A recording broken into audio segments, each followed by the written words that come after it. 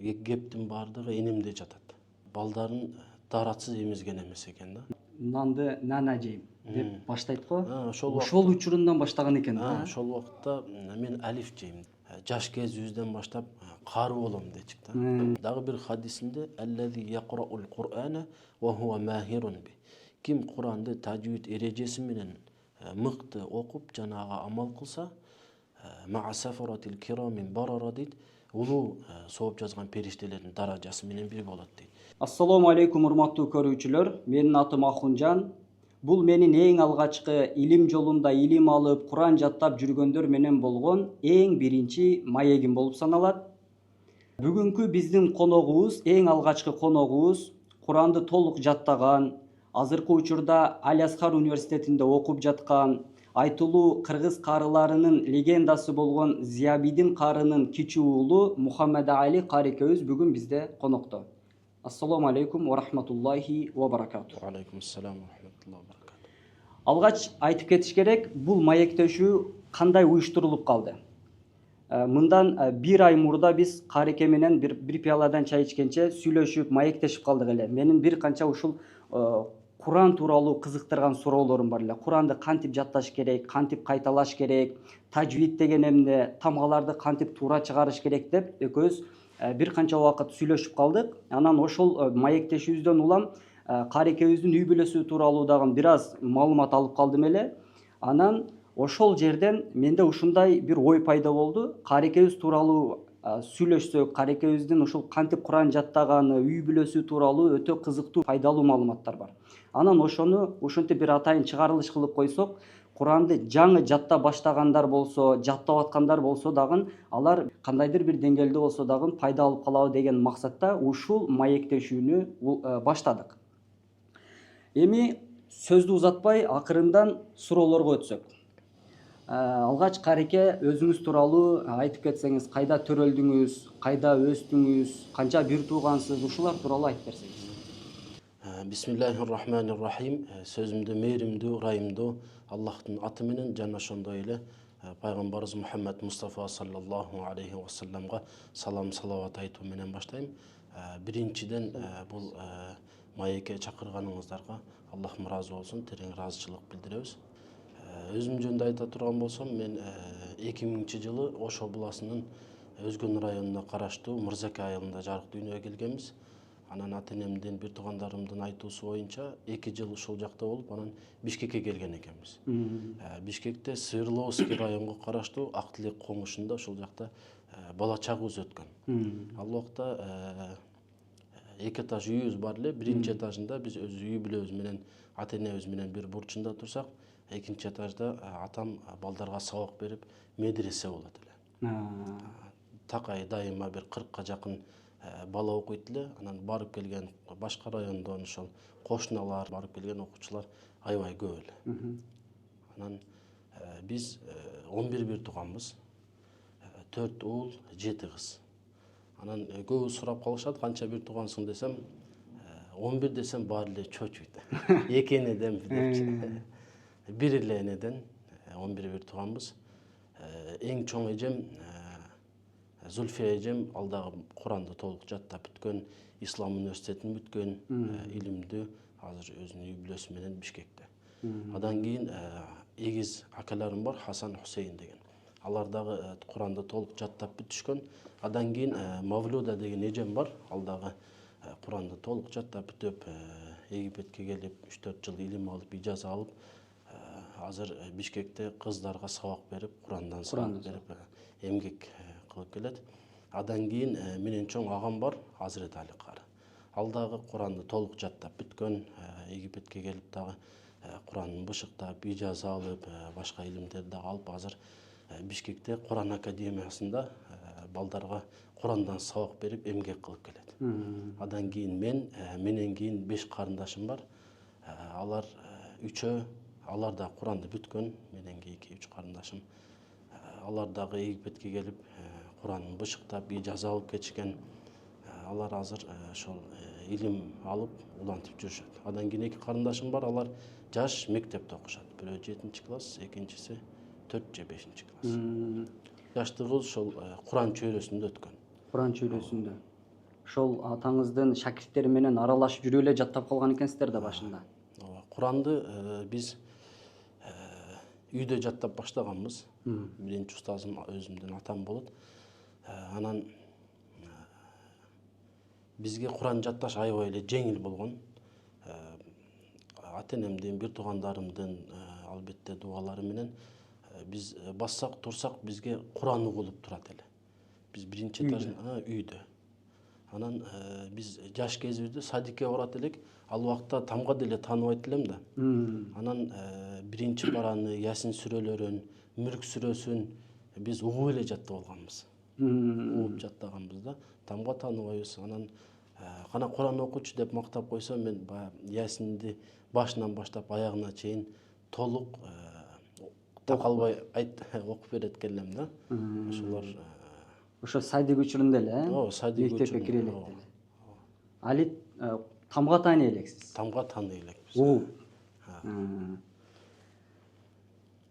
Ушул жерде сиздин атаңыз өзүнүн шакирттерине шарт түзүп, үйүңүздөрдүн ичинде эле бир жарымын шакирттериңиз үчүн ачып, анан ошол жерден дагы сиздер аралашып Куран жаттап калыпсыздар. Ошондо негизи эле атаңыз тууралуу ушул жерде сөз айткым келип турат. Атаңыз тууралуу айтып берсеңиз, ал киши кандай киши эле, сиздерге болгон мамилеси кандай эле? Ал жерде эми көпчүлүгү жаш балдар келген да, медресе сыяктуу болуп үйүңүздөр болсо, баарыңыздарга керек болсо 11 бир тууган экенсиздер. Анан баары эле Куран жаттаптыр. Ошо баарына кантип жетишет эле? Сиздерге, балдарына, шакирттерине? Атам тууралуу айта турган болсок, Аллахым өз рахматына алган болсун, аябай бир башкача киши эле.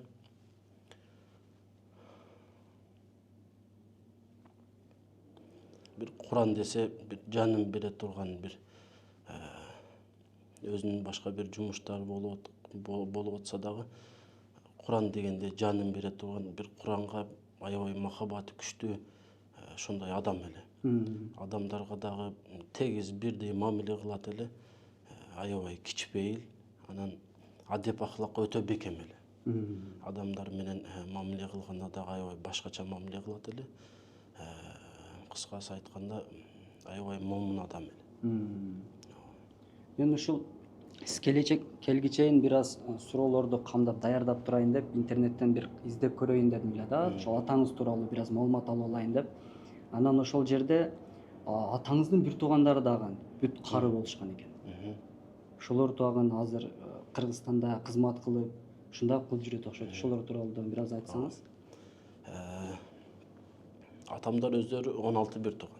16. Сиздер 11. Биз 11. 16 бир тууган. Абаларымдын бардыгы Куранды толук жаттап бүтүшкөн. Илимдүү, алым кишилер. Буларга себеп болгон кептин бардыгы энемде жатат. Чоң энеңизде. Чоң энебизде. Чоң энебиздин ушундай бир Куранга болгон мухаббаты аябай күчтүү экен эле. Балдарын өтө башкача тарбиялаган экен да.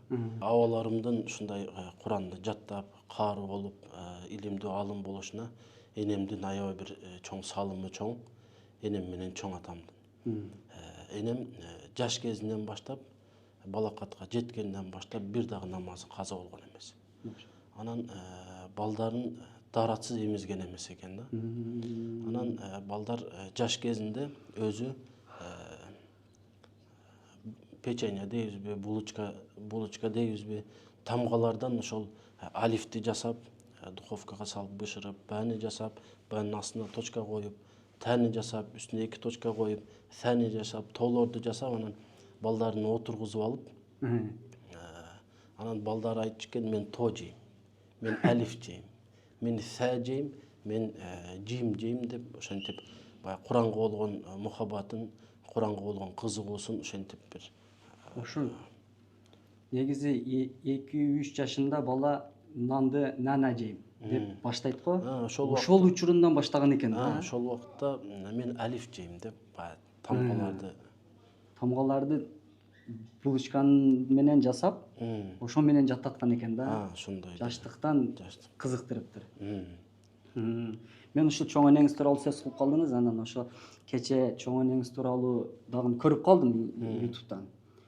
Чубак устаз Мавлид кечелеринин биринде окшойт. Ошол эл жыйык болгон залда ошол энеңизди чакырып, анан бул чоң энебиз ошол Абдырайым кары, бул сиздин чоң атаңыз болуп калат да. Чоң атаңыз 7 кырат нээси болгон экен.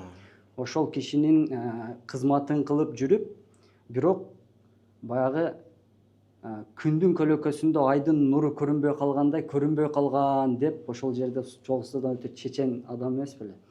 Анан ошол жерде Куранды окуткан экен да. Ошол жерден көрүп калдым эле. Чоң энеңиз. Анан устаз айтты, бул Кыргызстанда биринчи болуп жаттаган аял кишилерден деп айтты да. Энем дагы басса турса Куран окуйт эле. Куран окуйт эле. Атам өтүп кеткенден кийин дагы биз менен чогуу 1 жылдай туруп калды. Мен энем менен чогуу бир комнатада жатат элем. Анча-мынча кызмат кылып, суупуларын даярдап берип, чай коюп берип, дары иче турган болсо бир суусун даярдап берип, бир чогуу 1 жылдай убакыт чогуу туруп калдык. Ошол убакытта басса турса Куран окуйт. Анан күндөрдүн бир күнүндө биз уктап атабыз. Ойгонуп кеттим. Турсам, саатты карасам бир 2:30 чамасы экен. Энемди карасам, өзүнүн фонариги болот эле. Куран окуп атат. Акырын тыңшап отурсам, Косос сүрөсүнүн экинчи бетин окуп атат да. Ушундай бир дайыма Куран менен жүргөн бир башкача инсан эле. 3 күндө бир, эң көбү 7 күндө, 10 күндө бир хатым түшүрүп турат эле. Көбүндө 10 күндө. Эң көбүндө 10 күндө. Машалла. Ошол жалпы 16 баласы болгон да, сиздин атаңыз бир туугандар жалпы. Ошолордон баары Куран кары болушуп, баардыгы Куранды жаттап бүтүшкөн, баардыгы алым. Абаларымдан дагы Алла ыраазы болсун, азыр элге, жерге, ислам динине кызмат кылып келатышат. Келатышат. Эми ушул жерден менде бир суроо пайда болду. Негизи сиздердин жалпы үй бүлөңүздөр ушул Куранга кызмат кылгандар экен да. Куран жаттап жаштыгынан ушул баардык бир туугандары, чоң ата, чоң энеңиздер ушул бүт кызматты кылып койгон экен да. Азыркы учурда өз жолунда экен. Анан сиз ошол Куран кичинелигиңизден жаттап калдыңыз, бирок сизде бир өзүнчө бир мектепте окуп жүргөндө, досторуңуз менен сүйлөшүп калганда бир башка кесипкөйлүккө болгон бир кызыгуу пайда болду. Мисалы, программист болом дегендирсиз, бизнесмен болом, дагы соода кылам, жок мен Куранды жаттабайм деп ушундай бир учур болдубу жаштыкта? Андай учур болгон эмес. Биз Куран чөйрөсүндө өскөндүгүбүз үчүн жаш кезибизден баштап кары болом дечик да. Атамдай болом, кары болом. Мен дагы ушундай Куранды бир мыкты окусам экен, элге, жерге, ислам динине кызмат кылсам экен деп жаштайыбыздан ошол кары болсок деп ниет кылат элек да. Анан жаштайыбыздан ата энем көбүнчө апам Куран окушубузга аябай бир көп басым жасайт эле.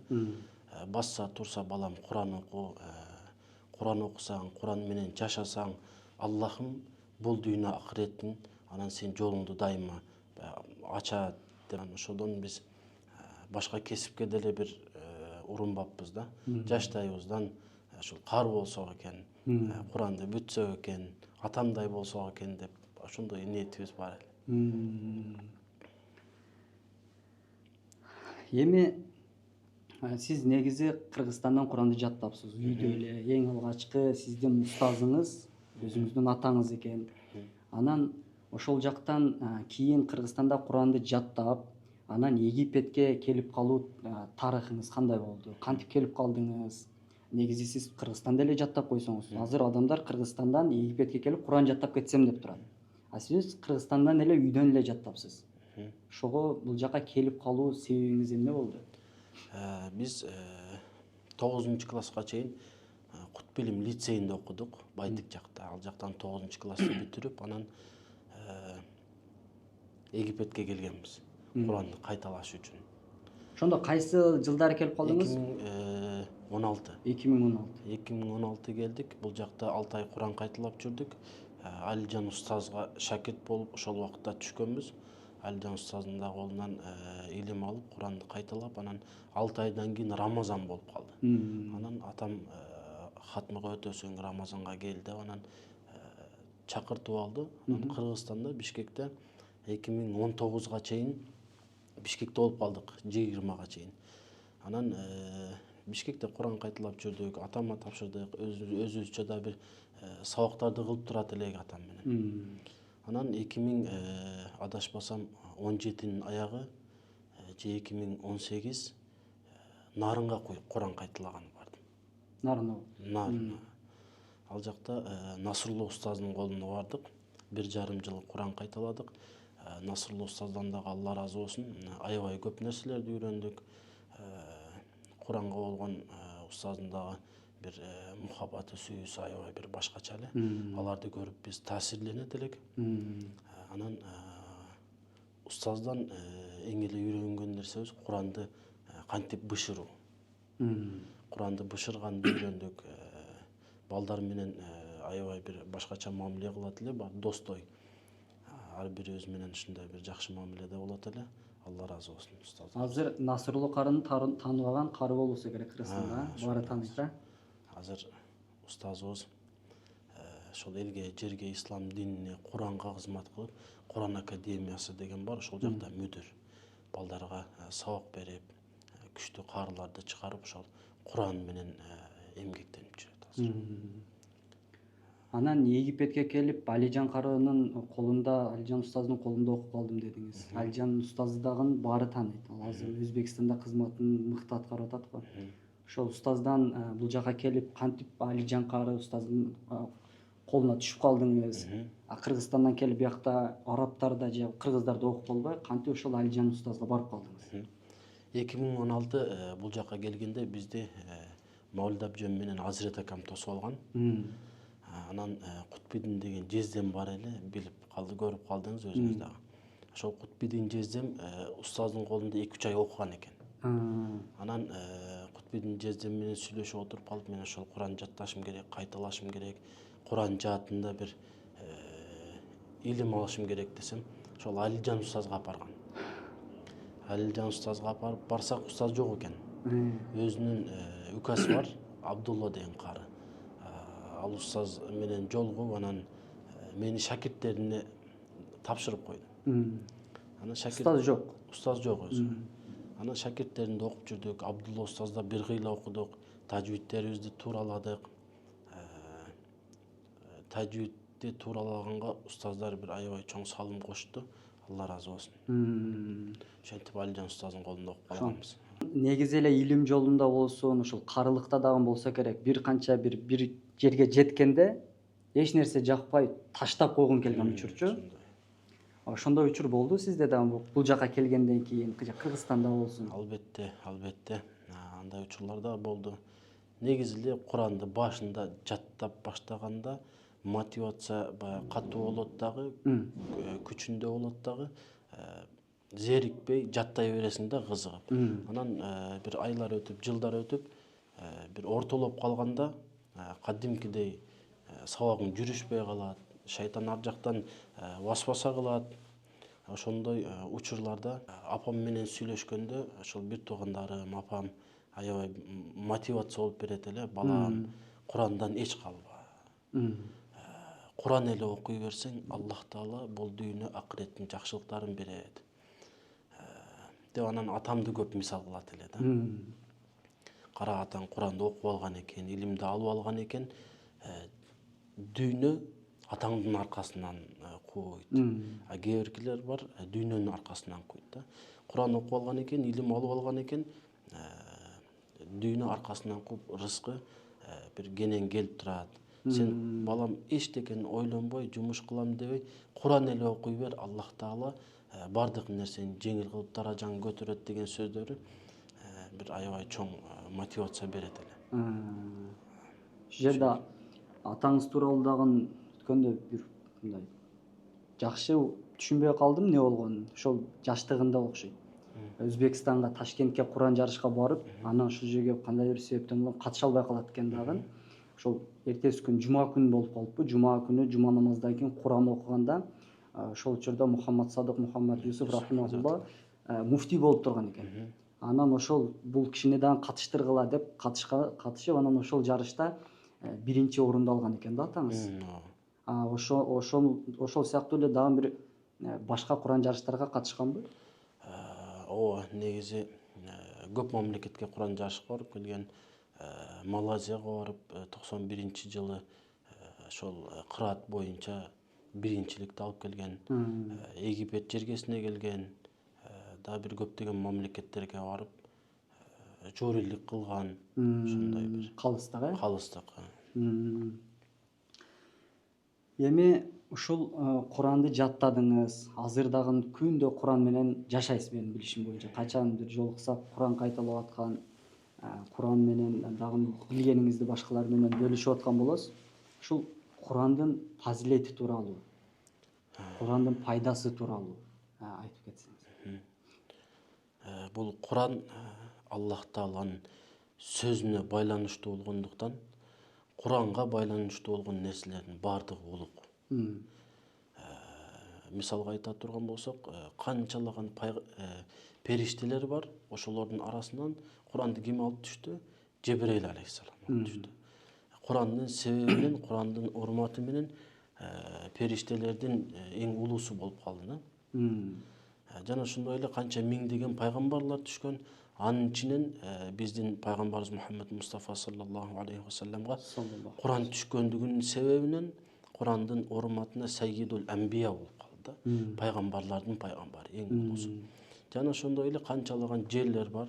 Ошолордун ичинен Мекке менен Мединага Куран түшкөндүгү үчүн башка жерлерден эң улуусу ошол Мекке менен Медина болуп калды. Андан кийин Куран Кадыр түнгүнө түшүрүлгөн. Сиз билгендей, Кадыр түнгүнө түшүрүлгөндүгү себебинен Курандын урматына күндөрдүн эң бир ыйыгы болуп калды.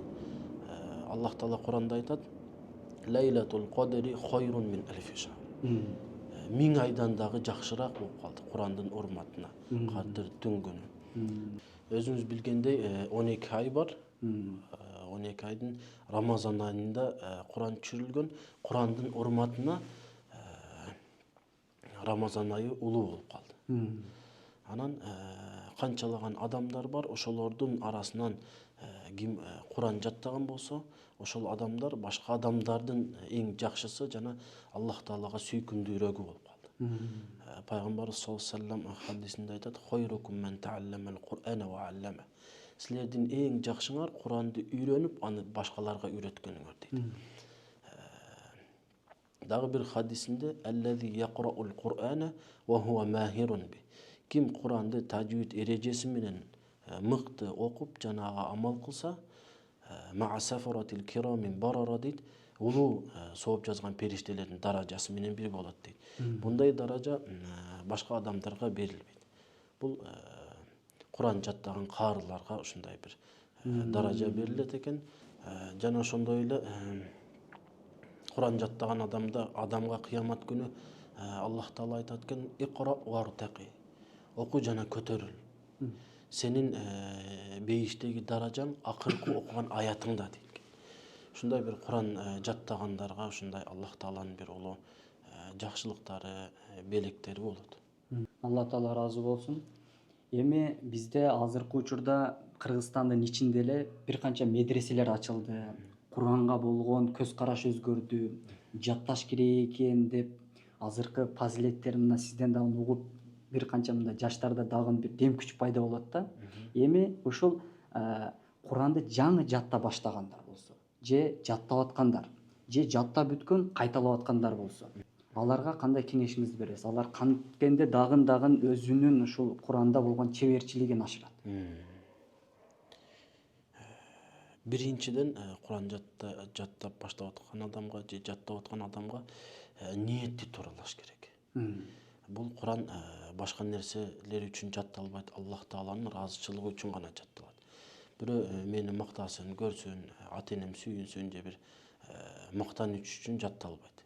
Экинчиден туруктуулук, истикомат деп коет. Бул истикомат дагы Аллах Таала тарабынан берилген эң чоң бир неаматтардын бири да. Туруктуулук аябай маанилүү. Аз болсо дагы күнүмдүгүн күндө жаттап тапшыруу.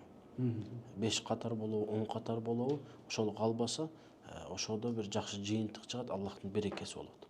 Истикомат. Анан үчүнчүдөн көп дуа кылыш керек. Дуа дагы аябай маанилүү. Бул Куран акыл менен жатталбайт. Жүрөк менен жатталат. Жүрөк менен жатталат. Буга бир мисал айта турган болсок, бул Куран нур да. Нурга гана жугат. Биз бир үйгө кирсек, үй чачык болсо, бир башкача жыттар болсо, мусорлор жаткан болсо, ал жерден бат чыгып кеткибиз келет да. Дагы бир үйгө кирсек, таза болсо, бир жыпар жыттанып турса, ал жерде отургубуз келет да. Ошол сымал бул Куран нур, нурга гана жугат. Биз жүрөгүбүздү дайыма тазалап, ниеттерибизди тазалап, күнөө иштерден алыс болсок, ошол бир Куран жаттаганга бир жакшы Алла разы болсун. күч кубат болуп берет. Эң башкысы ниет экен да. Ниет. Ниет болбосо эртең акыретте банкрот болуп калышы деле толук ыктымал да. Негизи биздин бүгүнкү маяктагын өзү аягына чыгып калды. Эми бир кыраат кылып, бир Куран окуп берсеңиз.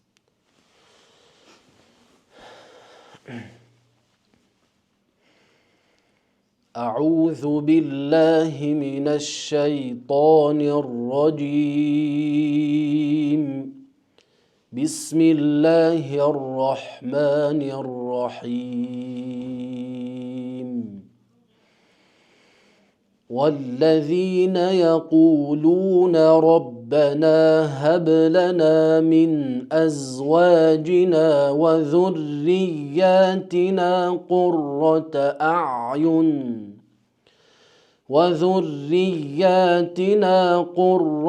أعين وجعلنا للمتقين إماما. أولئك يجزون الغرفة بما صبروا ويلقون فيها تحية وسلاما خالدين فيها حسنت مستقرا ومقاما. قل ما يعبأ بكم ربي لولا دعاؤكم فقد كذبتم فسوف يكون لزاما. صدق الله العظيم. Maşallah. Allah Taala razı olsun. Мен сизге өзгөчө ыраазычылык билдирем. Мен өзү негизи кызыгам ушундай бир маектерди уюштурганга, ушундай бир устаздар менен, карылар менен ушундай бир маектешип, ушундай бир чыгарылыштарды YouTube'га тартып чыгарсам деп көптөн бери пландап жүргөм. Анан ушул убакыт сааты ушундай экен, анан ушул нерсеге эң алгачкысы болуп, макул болуп келип бергениңизге Алла Таалам разы болсун сизден. Allah razı olsun. Урматтуу көрүүчүлөр, биздин эң алгачкы маегибиз ушуну менен аягына чыкты. Өзүңүздөр көргөндөй, биздин бүгүнкү маегибиз Мухаммад Али Карикебиз менен болду. Карикебиз азыркы учурда Алиаскар университетинин студенти. Алдыда дагы жакшы пландары бар, ушундай бир маектерди уюштурайын деген.